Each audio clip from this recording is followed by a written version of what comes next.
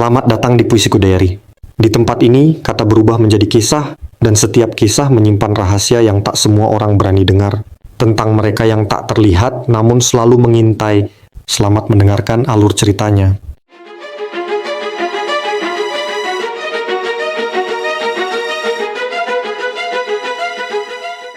Sebelum publik ramai membicarakan kasus Yazid yang hilang di Bukit Mongkrang dan jauh sebelum nama Syafiq yang tak pernah kembali dari Gunung Slamet memenuhi lini masa, sebenarnya sudah ada satu peristiwa lain yang lebih dulu terjadi.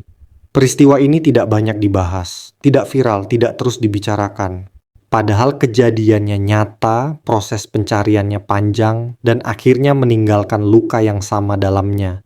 Di lereng Gunung Merapi, seorang pendaki muda bernama Aldo Oktawijaya dilaporkan hilang setelah masuk melalui jalur yang seharusnya tidak dilewati di saat gunung berada dalam status siaga. Kasus ini nyaris tenggelam oleh waktu, tertutup oleh berita lain, dan hanya benar-benar diingat oleh mereka yang terlibat langsung di lapangan. Video ini bukan untuk membandingkan tragedi, bukan untuk mencari siapa yang paling tragis, tapi untuk mengingat bahwa sebelum semua itu viral, sudah ada satu cerita yang lebih dulu berakhir dalam diam. Tidak semua orang yang naik gunung itu ingin menantang maut. Sebagian hanya ingin pulang dengan cerita. Tapi pada Desember tahun 2025 kemarin, Gunung Merapi menyimpan satu kisah yang berakhir tanpa kepulangan. Seorang pendaki muda bernama Aldo Oktawijaya masuk lewat jalur yang seharusnya tidak dilewati di saat gunung berada dalam status siaga. Ia naik bersama dua temannya, tapi saat turun, hanya satu yang benar-benar kembali. 4 hari kemudian, tim SAR menemukan Aldo. Bukan di jalur pendakian, bukan di pos, melainkan di dasar jurang yang sunyi. Dan cerita ini bukan tentang keberanian, bukan juga tentang nekat. Ini adalah kisah nyata tentang satu keputusan kecil yang perlahan membawa seseorang menjauh dari jalan pulang. Pagi itu, Gunung Merapi belum sepenuhnya terbangun. Kabut masih menggantung rendah di lereng, menutup pandangan sejauh mata memandang. Udara dingin menusuk pelan, bukan dingin yang menggigit, tapi cukup membuat orang yang berdiri terlalu lama ingin segera bergerak.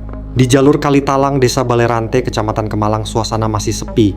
Tidak ada antrean pendaki, tidak ada petugas, tidak ada papan izin pendakian yang aktif, dan memang seharusnya tidak ada siapapun di sana pagi itu.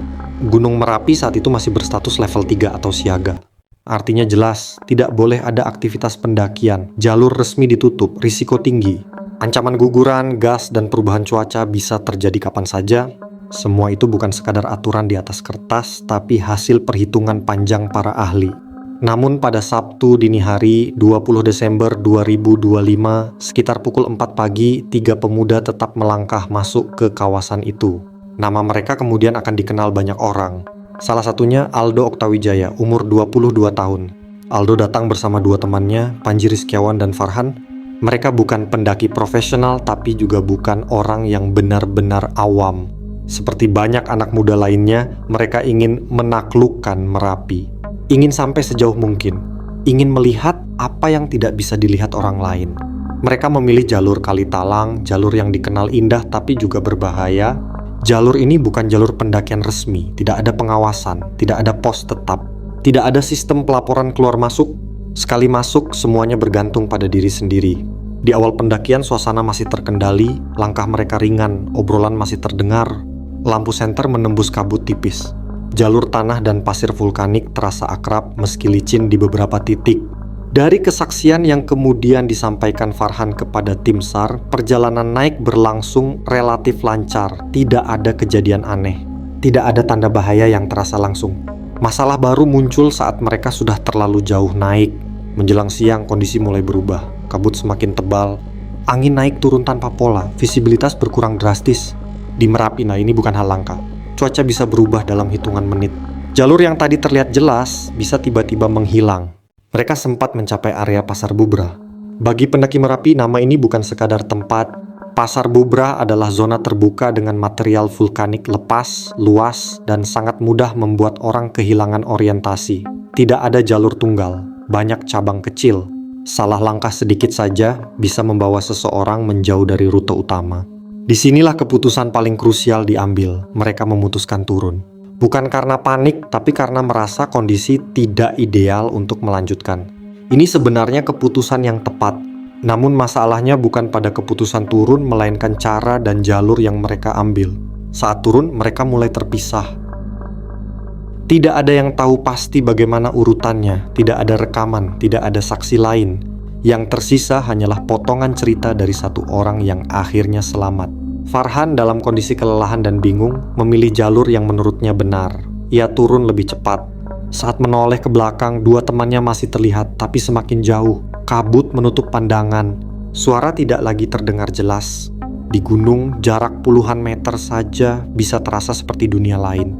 Farhan terus turun, berharap bisa menemukan jalur yang lebih jelas. Ia yakin Aldo dan Panji akan mengikuti. Namun hingga ia tiba di bawah, keduanya tidak pernah muncul. Waktu terus berjalan, sore berubah malam. Farhan mulai menyadari ada yang salah. Ia mencoba naik kembali, tapi medan dan kondisi fisiknya tidak memungkinkan. Akhirnya ia turun ke pemukiman dan melapor ke warga. Laporan itu menjadi awal dari semuanya. Pada Minggu 21 Desember 2025, laporan resmi diterima. Dua pendaki dinyatakan hilang di Gunung Merapi. Nama Aldo mulai disebut, Panji juga. Berita cepat menyebar, bukan karena sensasi tapi karena lokasinya. Gunung Merapi bukan gunung biasa. Setiap kejadian di sana selalu menyimpan risiko besar, bukan hanya untuk korban, tapi juga untuk tim penolong. Tim SAR gabungan langsung disiapkan. Namun sebelum pencarian dimulai, satu hal sudah disadari semua pihak, ini bukan operasi yang mudah. Medan kuram, status gunung siaga, cuaca tidak menentu, dan fakta bahwa korban masuk lewat jalur ilegal membuat banyak titik sulit dipetakan. Di sisi lain, waktu terus berjalan. Aldo dan Panji sudah berada di atas gunung lebih dari 1 hari, tanpa kepastian lokasi, tanpa perlindungan cuaca, tanpa logistik yang cukup untuk situasi darurat. Bagi keluarga, ini adalah jam-jam paling panjang. Nama Aldo bukan lagi sekadar nama. Ia adalah anak saudara teman. Di bawah, orang-orang menunggu kabar. Di atas, gunung tetap diam, tidak memberi tanda apapun. Dan pagi itu, saat tim SAR mulai bergerak, tak seorang pun tahu bagaimana akhir cerita ini akan ditulis. Yang pasti, semuanya berawal dari satu keputusan sederhana, masuk ke gunung yang seharusnya tidak didaki. Pagi di lereng Merapi selalu terasa berbeda. Bukan hanya karena udaranya yang dingin, tapi karena ada perasaan waspada yang sulit dijelaskan.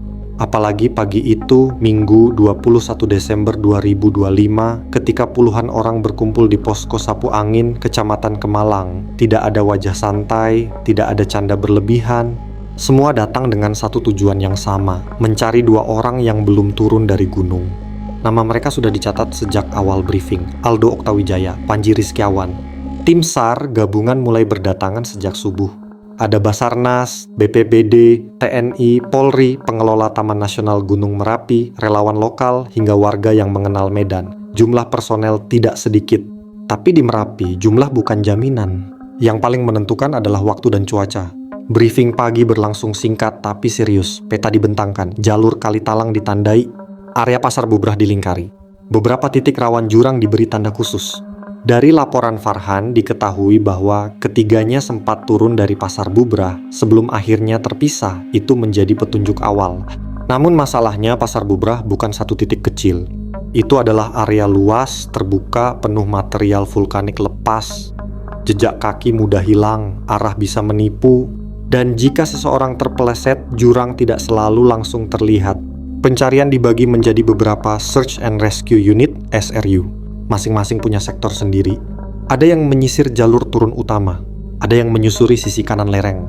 Ada pula yang bertugas mengamati dari atas dengan teropong, mencari tanda-tanda sekecil apapun. Langkah demi langkah dimulai. Para personel bergerak naik dengan perlengkapan lengkap, helm, tali, radio komunikasi. Setiap langkah diperhitungkan. Medan licin akibat hujan malam sebelumnya. Pasir vulkanik membuat pijakan mudah bergeser. Salah tumpu akibatnya bisa fatal. Di radio komunikasi terus berjalan. SRU 3 laporan kondisi. Masih nihil, jarak pandang terbatas. Waktu berjalan pelan, terlalu pelan. Menjelang siang, kabut turun lebih tebal. Beberapa tim terpaksa berhenti sejenak. Di Merapi, memaksakan diri bukan pilihan. Banyak relawan tahu betul, menolong orang tidak boleh menambah korban. Sekitar pukul 10:45, salah satu radio kembali aktif.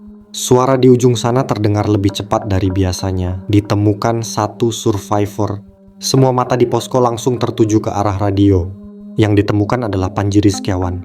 Ia ditemukan oleh salah satu SRU di jalur menuju pos 2 dalam kondisi lemas, kelelahan, dan mengalami luka ringan di kaki. Tapi yang paling penting, ia masih hidup, masih sadar, masih bisa diajak bicara meski terbatak. Panji segera dievakuasi dengan tandu. Prosesnya tidak cepat. Jalur sempit, turunan curam, dan kondisi fisik korban membuat tim harus bergerak ekstra hati-hati.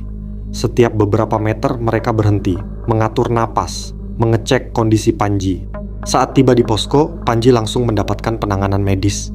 Disitulah potongan cerita baru mulai terungkap. Dengan suara pelan, Panji menceritakan bahwa mereka memang terpisah saat turun. Ia kehilangan jejak Aldo di tengah kabut. Mereka sempat saling memanggil, tapi suara tertelan angin. Setelah itu, ia tersesat, kelelahan, dan memilih bertahan sambil mencari jalur turun. Kesaksian Panji mempersempit fokus pencarian. Aldo kemungkinan besar terpisah lebih jauh, atau berada di jalur yang lebih berbahaya. Bisa jadi terpeleset, bisa jadi terjatuh, bisa juga masih bertahan di suatu titik menunggu pertolongan. Harapan itu masih ada. Hari pertama pencarian ditutup menjelang sore. Hasilnya 1 orang selamat, tapi 1 nama masih belum ditemukan, Aldo. Malam itu, posko tidak pernah benar-benar tidur. Beberapa personel berjaga, radio tetap menyala, peta kembali dibuka, diskusi berlangsung pelan. Mereka tahu hari berikutnya akan lebih berat, karena semakin lama seseorang hilang di gunung, peluang hidup semakin kecil. Senin 22 Desember tahun 2025, pencarian dilanjutkan, jumlah personel ditambah. Area pencarian diperluas ke sektor-sektor yang lebih ekstrim. Beberapa relawan lokal ikut membantu, menunjukkan jalur-jalur kecil yang jarang diketahui orang luar, jalur yang tidak tercatat di peta tapi sering dilewati warga saat mencari rumput atau kayu. Namun medan tidak bersahabat, hujan turun kembali, angin kencang, kabut naik turun tanpa pola. Beberapa kali tim harus berhenti karena jarak pandang hampir nol. Di radio, laporan mulai terdengar lebih hati-hati. Medan terlalu berisiko, jurang dalam. Pencarian bukan hanya soal menemukan, tapi juga soal membaca kemungkinan. Dari kesaksian Panji dan Farhan, tim mulai menduga Aldo mungkin terjatuh ke jurang saat berusaha mencari jalur turun. Dugaan ini bukan tanpa alasan. Di sekitar Pasar Bubrah dan jalur turun Kalitalang, terdapat banyak jurang dengan kedalaman puluhan meter yang tertutup vegetasi. Jika seseorang jatuh ke sana, sangat sulit terlihat dari atas. Hari kedua berlalu tanpa hasil, hari ketiga pun sama.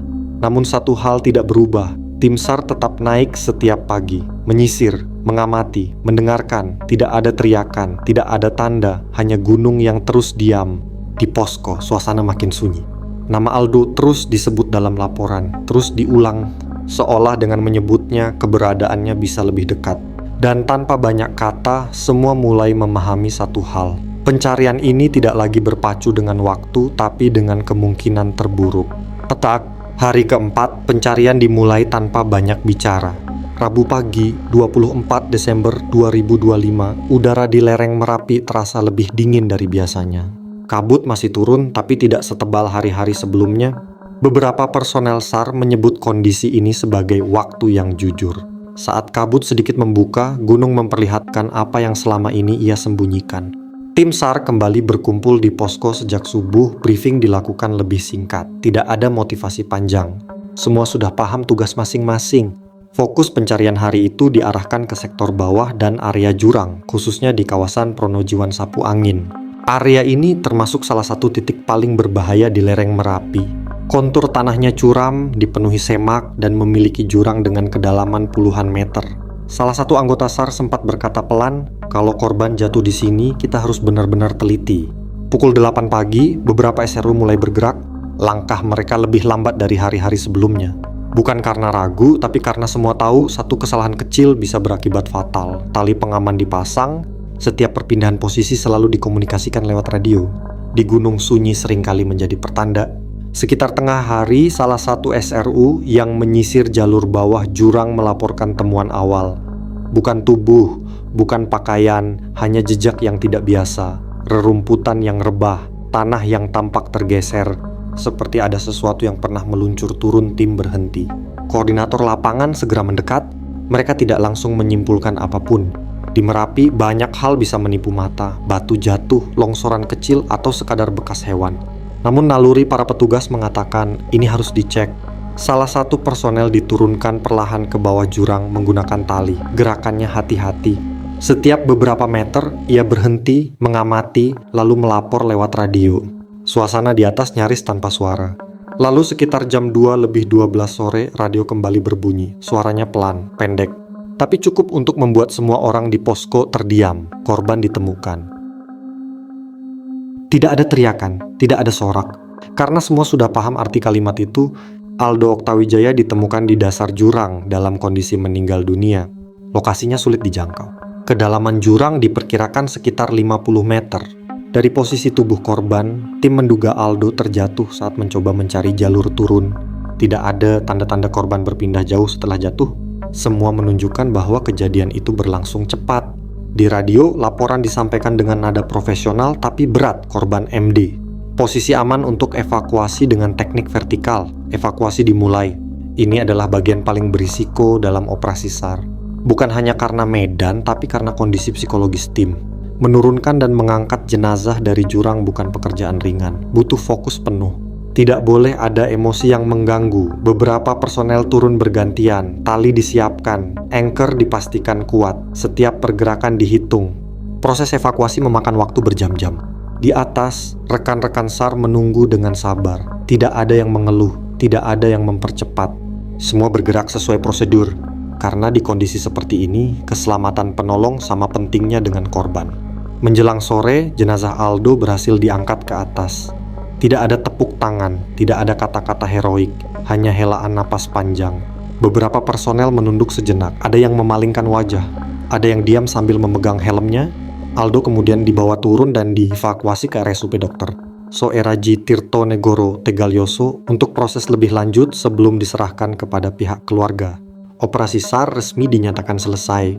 Di posko, papan pencarian yang sejak hari pertama menampilkan 2 nama, kini hanya menyisakan 1 catatan akhir. Aldo telah ditemukan, tapi bukan dalam kondisi yang diharapkan semua orang. Salah satu anggota SAR berkata pelan kepada rekannya, "Kita sudah melakukan yang terbaik, dan itu benar." Kasus ini kemudian menjadi pengingat yang pahit. Tentang pendakian ilegal, tentang meremehkan status gunung, dan tentang bagaimana satu keputusan bisa membawa konsekuensi yang tidak bisa ditarik kembali. Gunung Merapi kembali sunyi, tidak berubah, tidak meminta maaf, tidak memberi penjelasan. Karena gunung tidak pernah jahat, ia hanya tidak bisa diajak berkompromi. Gunung Merapi hari ini tetap berdiri seperti biasa, jalurnya masih ada, kabutnya masih turun, dan angin tetap membawa sunyi yang sama. Tapi di salah satu jurangnya pernah ada seorang anak muda bernama Aldo Oktawijaya yang masuk dengan keyakinan dan keluar hanya sebagai pelajaran. Tim SAR telah pulang, posko telah dibongkar, berita pun perlahan menghilang. Namun Merapi tidak pernah lupa. Karena di gunung yang paling berbahaya bukan kabut, bukan jurang, melainkan keputusan yang dianggap sepele. Dan bagi siapapun yang hari ini masih ingin mendaki, ingatlah satu hal sederhana. Gunung tidak pernah memanggil, kitalah yang datang. Jika kalian suka dengan video seperti ini, jangan lupa like, comment, share, dan subscribe untuk update video-video terbaru lainnya. Terima kasih.